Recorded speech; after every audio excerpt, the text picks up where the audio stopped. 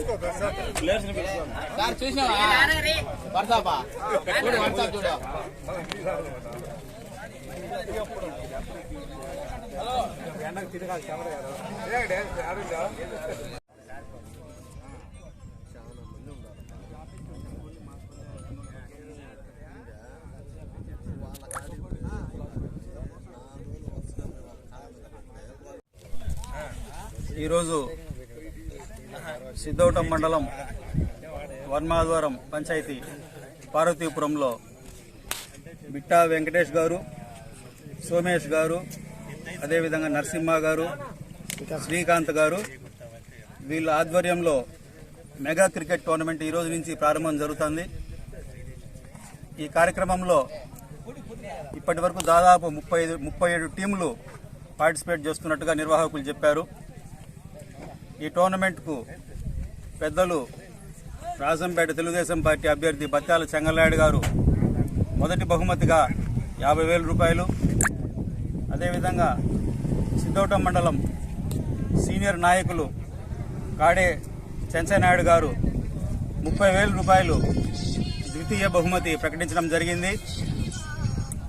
మనకందరికీ తెలుసు, ఇక్కడున్న పెద్దవాళ్ళందరూ కూడా వాళ్ళ స్కూల్ డేస్లో కానీ కాలేజీ డేస్లో కానీ ప్రతి ఒక్కరు కూడా క్రికెట్ ఆడుకున్న వాళ్లే.